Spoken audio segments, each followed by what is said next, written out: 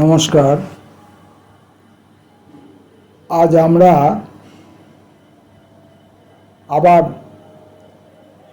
জীবনানন্দের কবিতা পাঠ এবং আনুষঙ্গিক বিষয়ের মধ্যে ঢুকতে চাইছি।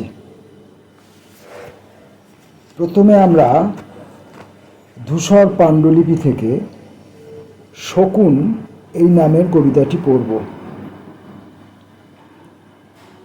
মাঠ থেকে মাঠে মাঠে সমস্ত দুপুর ভরে এশিয়ার আকাশে আকাশে শকুনেরা চলিতেছে। মানুষ দেখেছে হাট, ঘাঁটি, বস্তি, নিস্তব্ধ প্রান্তর শকুনের, যেখানে মাঠের দৃঢ় নীরবতা দাঁড়ায়েছে আকাশের পাশে। আর এক আকাশ যেন সেইখানে শকুনেরা একবার নামে পরস্পর কঠিন মেঘের থেকে, যেন দূর আলো ছেড়ে ধূম্র ক্লান্ত দ্বিখস্তিগণ পড়ে গেছে পৃথিবীতে এশিয়ার ক্ষেত মাঠ প্রান্তরের পর। এই সব ত্যক্ত পাখি কয়েক মুহূর্ত শুধু আবার করিছে আরোহণ আধার বিশাল ডানা পাম গাছে, পাহাড়ের শিঙে শিঙে, সমুদ্রের পাড়ে। একবার পৃথিবীর শোভা দেখে, বোম্বাইয়ের সাগরের জাহাজ কখন বন্দরের অন্ধকারে ভিড় করে, দেখে তাই। একবার স্নিগ্ধ মালাবারে উড়ে যায়, কোন এক মিনারের বিমর্ষ কিনার ঘিরে অনেক শকুন পৃথিবীর পাখিদের ভুলে গিয়ে চলে যায় যেন কোন মৃত্যুর ওপারে। যেন কোন বৈতরণী অথবা এ জীবনের বিচ্ছেদের বিষণ্ণ লেগুন কেঁদে ওঠে। চেয়ে দেখে কখন গভীর নীলে মিশে গেছে সেই সব হুন। এখন এই শকুন কবিতাটিরই জীবনানন্দের খাতাপত্র ঘেটে পুরনো অপ্রকাশিত অগ্রন্থিত কবিতা, যেগুলি পরবর্তীকালে অনুসন্ধিৎসু পাঠক বা গবেষকরা খুঁজে বার করেছেন এবং সেগুলি আবার মুদ্রিত হয়েছে। জীবনানন্দের কাব্য সমগ্র এই নামের ভেতরে সেগুলি একই সঙ্গে সংকলিত বা সংযোজিত হয়েছে। আমরা এই আশঙ্কা আগেও করেছিলাম যে জীবনানন্দ নিজে নিশ্চয়ই এই কবিতাগুলি প্রকাশ করতেন না বলেই তিনি খসড়া কবিতাটি থেকে সংশোধন করতে করতে করতে করতে শেষ মুহূর্তে যে সংশোধিত কবিতাটি, সেটি তিনি তার প্রকাশিত কাব্যগ্রন্থের মধ্যে অন্তর্ভুক্ত করেছিলেন। যাই হোক, আমরা ওই শকুন কবিতাটির যে পাঠান্তর, যেটি এখানে কাব্য সমগ্রের মধ্যে সংযোজিত হয়েছে, সেটি আমরা এখন পড়ে দেখলে আমরা একটা জিনিস বুঝতে পারি বা বুঝে ওঠা দরকার আমাদের, যে কিভাবে কবি যে কবিতাটি লিখছেন তারপর সেই কবিতাটিকে তিনি কিভাবে পরিবর্ধন করছেন, সংক্ষেপিত করছেন, সংযোজন করছেন। এই বিষয়গুলি আমরা সচেতন পাঠক হিসাবে দেখতে পারবো এবং একটি কবিতাকে নির্মাণ করার যে কৌশল, যে পদ্ধতি, এবং একটি কবিতাকে নির্মাণ করার জন্য একজন কবির কতটা মেধা থাকা দরকার এবং কতটা দক্ষতা থাকা দরকার, সেটা আমরা বুঝে উঠবার একটা অবকাশ পাব। নচেত আমাদের সাধারণত সাধারণভাবে জীবনানন্দের কবিতা পড়লে কবিকে খুব হৃদয়বান, মুগ্ধ, প্রেমিক, বেভুল প্রেমিক, আত্মভোলা প্রেমিক ইত্যাদিভাবেই আমাদের মনে হয়, বা আমরা এইভাবেই তার ছবি আমাদের মানসপটে এঁকে থাকি।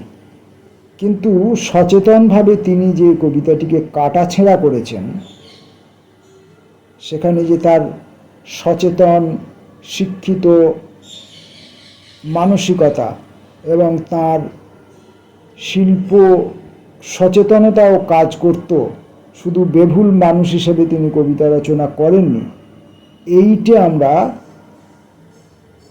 জানতে পারি। তো আমরা ধূসর পাণ্ডুলিপির একটি আনুষঙ্গিক কবিতা শকুন, সেটি আমরা পড়ব।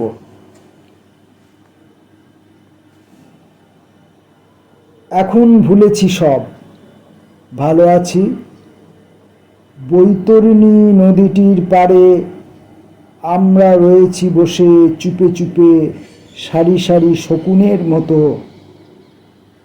অথবা নদীর পাড়ে সহস্র মাইল ধরে অবিরত চলিতেছি, কেন যেন স্মৃতি নাই, চিন্তা নাই, শুধু অন্ধকারে চলিতেছি, ভয় নাই, ব্যথা নাই, কিছু নাই, নদীর কিনারে উড়িতেছি উড়িতেছি, লক্ষ লক্ষ কোটি কোটি শকুন সে কত, ক্লান্তি নাই, ক্লান্তি নাই।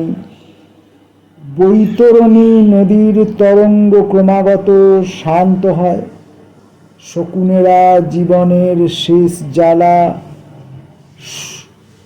ঢেউয়ে ঢেউয়ে ঝেড়ে ফেলে। মরণ কি ভালো নয়?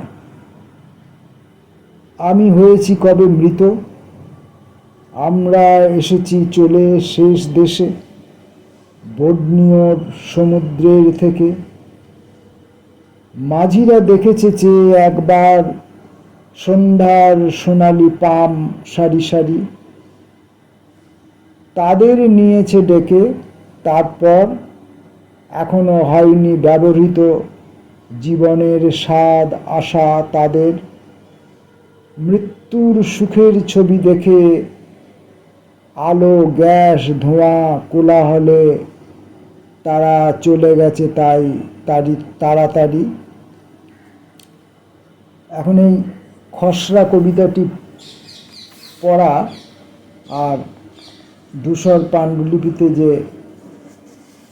কবি কর্তৃক স্বীকৃত যে কবিতাটি, দুটি শকুন, দুটির মধ্যে আমরা কি মূলত কি ফারাক দেখতে পাই? ধূসর পাণ্ডুলিপির শকুন কবিতাটি, যেটিকে সাধারণভাবে সকল পাঠক যে কবিতাটিকে চিনে থাকেন, যেটি সাধারণভাবে সকলের হাতে পৌঁছায়, সবাই পড়ার সুযোগ পান, সেই কবিতাটির মধ্যে শকুন বা শকুন জাতীয় কোনো চরিত্রের কে নিয়ে কবিতাটি লেখা হয়েছে। সেখানে শকুনের সঙ্গে কবি এবং কবির পাশাপাশি স্বজন বর্গরা কোথাও যেন এক হয়ে যাননি। কবি নিজে একটা দূরত্ব থেকে, একটা জায়গা থেকে শকুনকে দেখছেন। মাঠ থেকে মাঠে মাঠে সমস্ত দুপুর ভোরে এশিয়ার আকাশে আকাশে শকুনেরা চলিতেছে।